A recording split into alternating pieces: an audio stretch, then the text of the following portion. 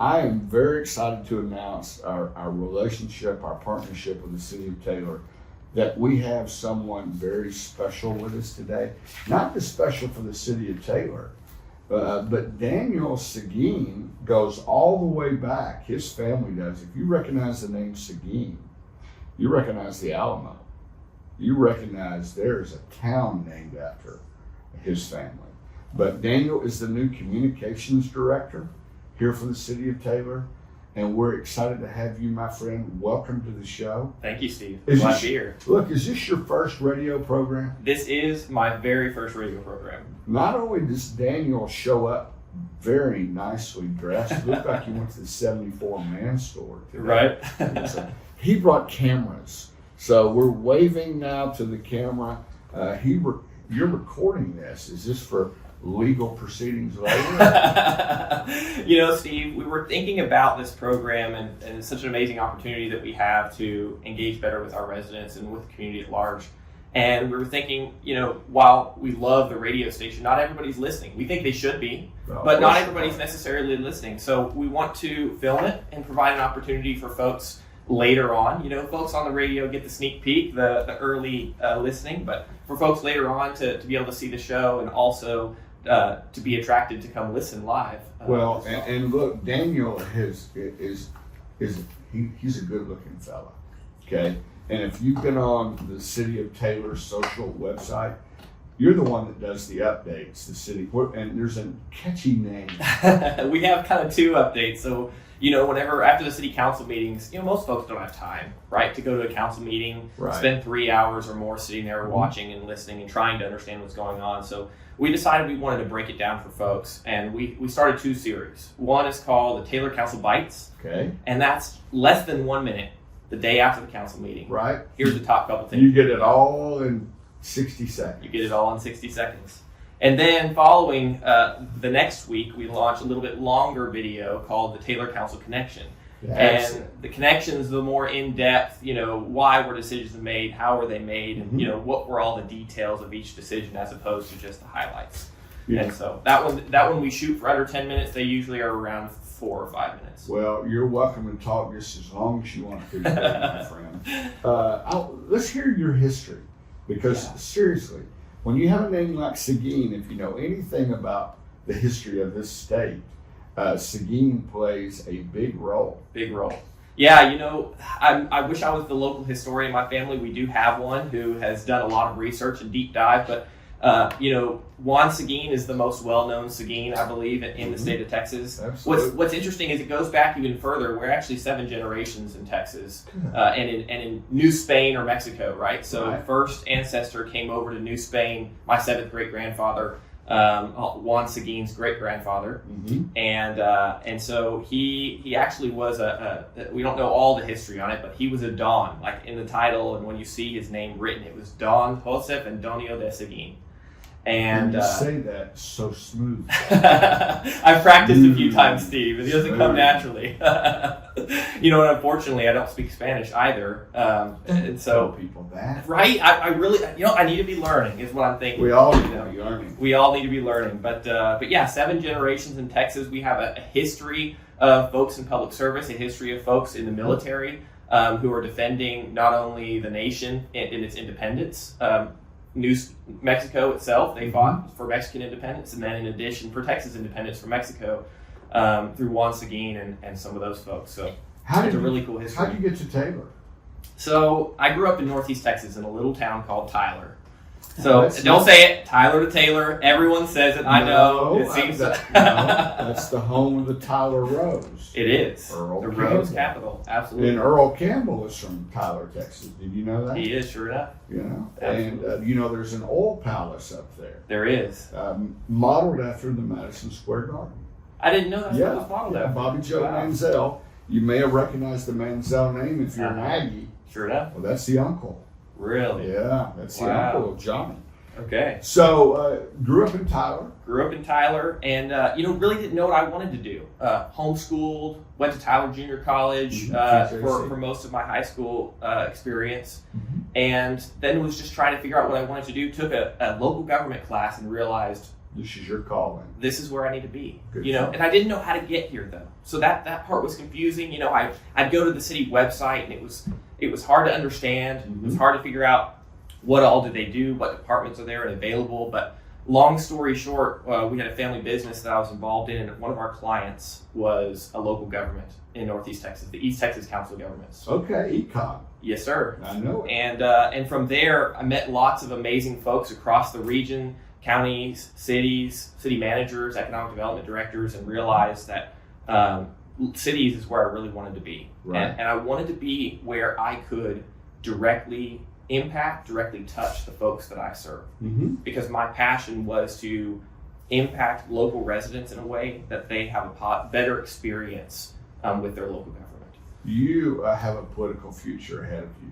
I don't know about all that. No, I'm telling you, you really do. When did you start your current job with Taylor? Sure, I started in Taylor late June of last year. So Okay. I've been here 9 months. All right. What's been your most interesting thing you've noticed or observed being an outsider coming into Taylor? One thing that I love about Taylor that I haven't seen in a lot of places is the amount of passion Mm-hmm. and the amount of engagement that people are. In a lot of towns, especially these days, folks are apathetic. They feel like they're at a loss. Maybe they don't care because they have cared in the past and their voices weren't heard, Mm-hmm. or because they've got other stresses in life, economic stresses, financial stresses, job stresses, family stresses, that they don't take the time to care about civic duties, and business of the community at large. But in Taylor, that's not the case as much.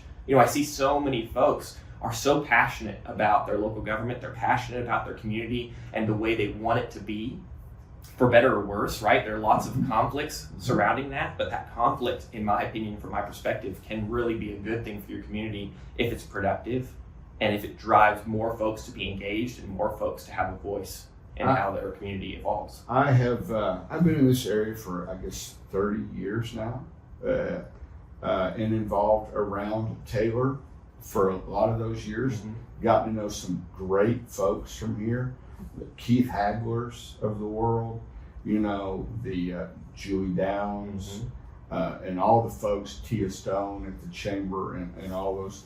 Really, I've never felt more welcome, if that makes sense. And the ability to get involved and get involved quickly and hit the ground running. Taylor is evolving, obviously with everything going on growth-wise. And, we're doing this candidate forum on Wednesdays. And every one of the candidates come in and talks about transparency. That's the new buzzword in politics. But what you've done in those 8 short months with the city of Taylor, creating a social media presence, explaining to folks, because you're right. What city council meetings are at what time? Yeah, they're at 6 p.m. on a random Thursday. On a random Thursday at 6 o'clock, that's the last thing you're thinking about. Hey, let's run down and watch a city council meeting. Won't that be exciting?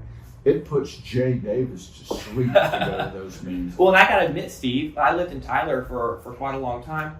I never once have attended a Tyler City Council meeting. Not as a resident and not as a person who works for another city, a city government. Right. I never had attended a Tyler City Council meeting. Well, you have a few now, right? What's your biggest takeaway from a city council meeting? One of the amazing things is watching the folks on the dais work together to come to solutions. Mm-hmm. But one of the challenges is a lot of the things that happen at council are the culmination of many, many months of effort.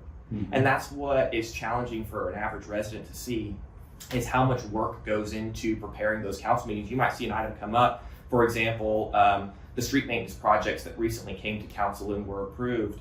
And you might imagine that was just something they pulled out of their butt, and decided one day that they were going to fix these roads that maybe some residents disagree on which roads were chosen. But the reality is those projects have been in the works for months, if not years, of development, of studying our streets, identifying the priorities, figuring out which streets we needed to make sure we maintained, designing the project, estimating the cost, passing a bond or a certificate of obligation, issuing a certificate of obligation to fund those projects, and then bringing those projects to council for approval of a contract that we had just gone out for bids for. So Right. there's so many months of prep work for those projects. So what I encourage folks is that don't just tune in one time. Come back over and over again and see the progression of things as they're discussed at council meetings. So it's not just oh my gosh, how was this decided? We never saw this before. Right. We didn't get a chance to talk about this, Yes, right? exactly. That's the And that's one of the main goals of our communication strategies is to get the information about projects out there as often as possible and make it possible for the average resident to engage with that information as far in advance before decisions are ever made about which projects are going to be worked on. Are you the first communications director that the city of Taylor has had? Sort of. So for many, many years, we've had what's called a public information officer. PIO. And this has been an evolution in local government for many years that used to just be public information officers. Their primary responsibility was responding to and engaging with the media. And sending out press releases. And sending out press releases, yes. Sure. And that has evolved to the point where now that we have the ability to have direct communication with residents, the so-called direct to consumer, we as communicators have evolved our strategies and have expanded our reach. So now that we're focusing more on social media, we're focusing on a website, we're focusing on text alerts and call alerts directly to residents. Sure. We're doing newsletters that we're sending out on a regular basis virtually and other expansive opportunities to connect with residents, not only to get out information, because that used to be the focus, right? Pushing information. The industry's evolving. We're now receiving information, listening to community, receiving feedback is the more important side of what communication is. What you just said hits the nail on the head when it comes to, and I've been involved in a lot of organizations, right? And we're always pushing things out. We are.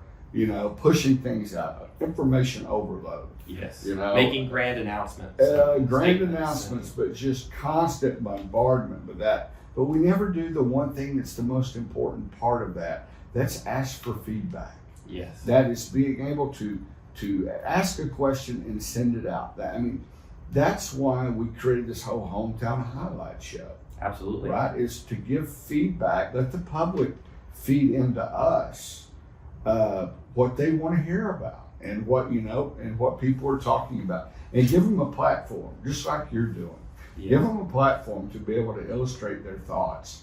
And that's one reason I'm so excited about the show, Steve, is I'm excited to have opportunities for residents to be able to call in and ask questions or suggest Sure. topics of conversation in advance, because I want to know what you want to know, right? I want to know what the community is interested in and engaged with. And I get that feedback through social media, but there's different folks on different platforms, right? Everyone gets their information from different places. So what I want to know for those listening today is, what kinds of things do you want to hear about from the city, from your local government, the people that serve you? You just said something that very few cities want to know. Right? Most of the time we all think, okay, there's a plan, they worked on it, it's a 5-year plan, it's a strategic initiative. You can spin it and talk about it and label it however you want to, but it doesn't seem to be the case here. And that's the neat thing about it. Look, we're going to take a little break right now. It's 9:25. You're listening to Daniel Seguin, the Communications Director, and I from the City of Taylor. And we're back with Daniel Seguin from the Communications Director from the City of Taylor. And Daniel, I'm still impressed with that 7-generation. It's something to be real proud of, Steve, that you have such kind of heritage in a place as great as the state of Texas. Oh, I'm 3rd generation. My partner Schwartner, he's 4th generation Kelvin. But 7, that goes way beyond. It goes way back, and it's real exciting whenever you start to research and realize that your family my family, the Seguins, had owned, from my understanding, most of the land that Corpus Christi is built on at one point in time. But there's a lot of history between then and now of folks engaging in some activities that is less than exciting, where all of that land and and riches vanished. So there was nothing left for me when I got to the bottom of the list. I kind of just want to point out that Daniel and I had this conversation a few days ago. My grandfather bootlegged whiskey for alcohol out of Galveston. Wow. You know, and all the things with the Balinese Club, you know, back in the days. Interesting stories. But it is. Let's focus on some topics from the city of Taylor that you guys are currently involved with. Yes, Give us an update. You know, one of the things that I've focused on since I started back in June is how can we build trust with residents? Because here's the reality, Steve, is that looking back over the couple of years before I started, you know, there were a lot of projects and initiatives put in place where folks didn't necessarily get as much of a voice as they'd like to have had. Mm-hmm. You know, one perfect example is whenever we did the cycle track on Mallard Lane. You know, there were some homes that have driveways directly on Mallard, and those folks reportedly didn't know that the project was happening. Of course, it did go to council, you know, sure. And there were communications about it in the newsletter, et cetera, but the folks who were directly impacted by the Mallard project didn't know it was happening until the stripes were getting laid down in front of their house, until they were asked to move their vehicles and they lost their parking. They lost deliveries directly to their front lawn. You know, delivery trucks had to stop somewhere. And so there were a lot of challenges that we created because we didn't have those conversations in advance with residents. Right. And that can be said about a lot of projects, right? In a lot of cities. And so exploring ways that we can better engage with stakeholders, but specifically those who are going to be directly impacted by the decisions at city council. You know, there's that balance between, right, individual benefit and collective benefit, right? Individual rights and collective rights. And so how can we provide benefits to the whole community while ensuring we're protecting those individuals and not taking away the things that they have? And so one of the projects as part of the street maintenance project that's coming up, that was recently approved by council, is we're actually removing a portion of that cycle track that exists in front of those homes so that those residents get their parking back and they're able to get those deliveries, right? And so there's we want to make sure that we're being good stewards of our resources. That's a challenge, right? Because it's costing additional money to do so. But I think it's important that we remedy past issues where we didn't properly communicate. So what can we do to kind of fix those things? So you just said that the city is going back and righting a wrong. We are. Wow.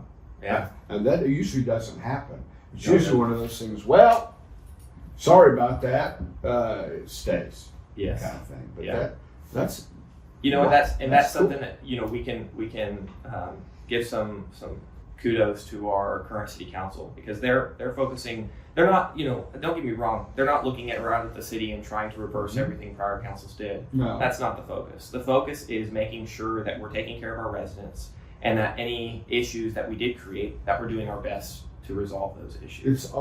It's like a partnership. It is. Between the city and the citizens. Something I believe in, and I believe our city leadership believes in, is continuous incremental improvement, right? We can't go and blow up everything and fix everything all at once, right, across the city. No. But we can incrementally improve those things. And that's the same thing with our communications. Some of the things that we're working on right now to improve two-way communication with residents, one of them I'm so excited about, it's going to be called Taylor on Foot. And Taylor on Foot is an initiative where city council members, city leaders, our city management, police department, development services, code enforcement, maybe even partners with the school district potentially and with the county potentially if they're interested in getting involved, is we're going to get on foot and we're going to be walking our neighborhoods. We're going to be talking with residents, knocking on doors, asking what concerns they have, what frustrations they have. Wait a minute. These are people that have already been elected. Yes. That are going to go out again after they've been elected. And ask questions. You're exactly right, Steve. It's not just about going out and campaigning, right, anymore. It's about governance. How can we better serve the residents and understand their needs and concerns? And we can do surveys, Steve. We can do social media questions, but not everybody's in those places. People have lives. They have school. They have work. They have sports, right? They don't have time to get out there and go make their voice heard in the places where we currently So you're going to where the people are. We're going to where they are, Steve. We're going to be knocking on doors on the weekend, asking questions of folks after hours on our own time. That's impressive. We're really excited. I don't think that people, that's kind of one of those, aha moments, right? That you just don't hear about that on your own time. You're going to do this, and this includes staff, but elected folks as well, and department heads, and yes, and the police department's almost like a national night out. Every a walking national night out. Walking national night out. So we're going to do this. Rolling national. We're going to do this quarterly, Steve, for now, Okay. just to test run it. You know, we're actually. I wish we could take full credit for the idea. The idea came from the city of Cedar Hill. Their police department has been doing it for about 5 years. Mm-hmm.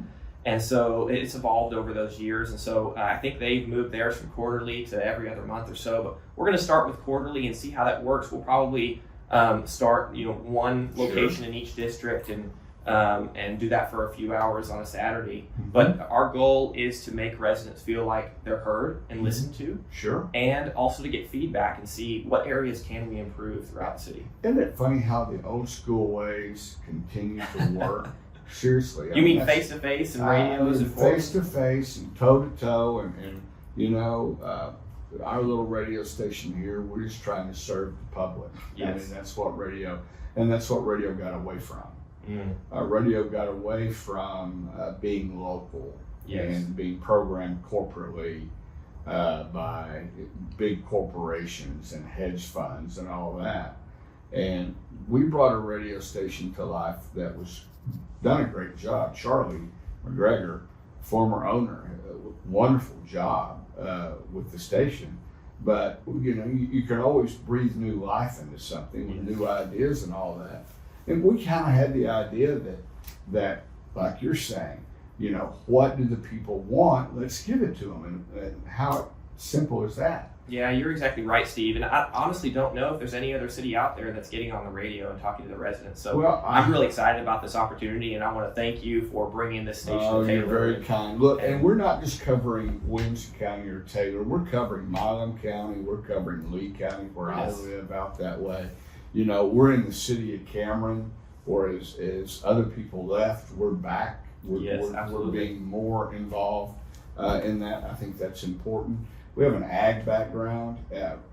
Taylor at one time was going to be this county seat of Williamson County, and Georgetown kind of did a little end around on them. But you look around at this historic downtown where all the trade, go back to, I guess people look at 1883 and 1923, the Taylor Sheridan shows for Yellowstone, and you see all what happened here. Yeah. And Bartlett, which is in our listening area, that's where they filmed a huge chunk of this new show, and you get to see the cattle running down the street.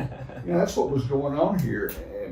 But politicians and city government was really held to a high standard then. Sort of got away from it a little bit, and then it's coming back around. Well, and we've had a history in Taylor, for better or worse, of strong fiscal conservatism, where we were looking at trying to keep taxes extremely low for residents, trying to make sure that we're not burdening folks. And over those years, while, a lot of us today feel the same way, that we want to keep taxes low, our roads began to fall apart. Sure. Our city facilities and infrastructure began to crumble. And so now it really comes to us, to folks of the city now, to residents in Taylor today and across other communities in the region. What do we want the future to look like for us? What do we want our towns to look like? What opportunities do we want our children to have? So, and how are we going to make that happen? I've heard some folks talk about Samsung in positive light and in negative light, but one thing I've heard the most is that this project has brought an opportunity for rebirth in the region and for Taylor. An opportunity that folks don't just have to settle for their kids going off to college somewhere else, to go off to work somewhere else, to go make money somewhere else, and maybe one day retire in Taylor. Well, look, if you haven't read the 79 Corridor Report, folks that are listening to us, it's on our website. Commissioner Bowles was kind enough to send us a copy, and we posted that at KRXT 98.5.com. So you can go read that and see what's coming. Yes. And the fact that it's coming and we're preparing for it.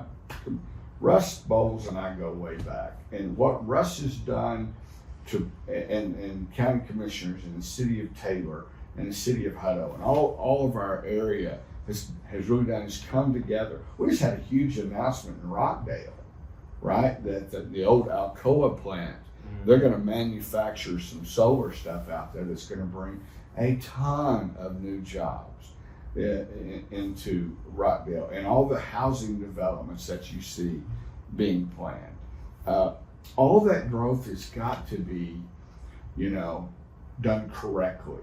Yes. Otherwise, you're going to have just, it's going to sprout up and you're going to look like Pflugerville. And I don't think anybody around here wants Pflugerville. No, I don't think they do, Steve. And most people. If there's anything wrong with Pflugerville, it's just that's not who we are. It's not. And I think most people drive through downtown in Old Taylor and they feel nostalgic, Steve. They look at downtown in Old Taylor and they wish. What have you that got new my communities notes over would look there? like that. You're reading or something. That's why we moved the station here on the corner. Exactly. With the sign that we had some challenges with P&Z over, but we got through all that. But you drive and you see the Howard Theater lit up at night with those flashing lights, and you think, what was it like and what it can be? Exactly. Yeah. And how do we grow Taylor responsibly Sure. and in a way that reflects its heritage? Absolutely. I mean, and there is all these old historic buildings that are here were here for a reason. When this was the center of agriculture in this region. Yes. And many of these buildings weren't even the first ones here, Steve. Many of the first ones were built out of wood and all burned down, and the community came back together and rebuilt it again. Every true Western community that has occurred, whether it be Deadwood, South Dakota, with fires and floods, to Taylor, Texas, things evolve. But luckily, we've got a great foundation to build from, right? Absolutely. And with you being here and getting the word out to us, look, we're out of time today. Okay. Which is hard to believe because I felt like we just got started. But before we go, Steve, I want to mention one last thing. Go. Our next show, I'd like to talk about what's going on with bike lanes in general and about our street projects. I want to go into depth and ask for folks. So for those of you who would like to submit suggestions to us about how the show might look, questions that you have, please send those to us, communications@taylortx.gov. And we'll put that up on our socials as well. That would be great. We'd love some feedback. And we'll post this. We post these as podcasts too under Hometown Highlights on our webpage. Perfect. Look, Daniel, thank you. Thank you. We didn't know we were going to be filmed because Jay and I have faces for radio, right? But we're glad you're here. Look forward to this every Tuesday conversation. We've got to think of a catchy name. We do. You're the communications guru. We'll think of something cool that we can hang our hat on, as it were. And some cool music to start us off. Some cool intro music. We've got some pretty good intro stuff with that. Thank you, Dina Blake, our program director, for providing that. But look, thank you, Daniel Seguin, Communications Director, City of Taylor. Plug this in, folks. Every Tuesday, we will be doing this very show and getting really in depth. And Daniel, if you haven't seen one of his social media posts, provides outstanding information. And this is not your final destination, my friend. You are destined for some bigger, better things here too. But you've been listening to Hometown Highlights, City of Taylor, right here on 98.5 KRXT, Rockdale, Taylor, the heartbeat of Milam, Williamson counties.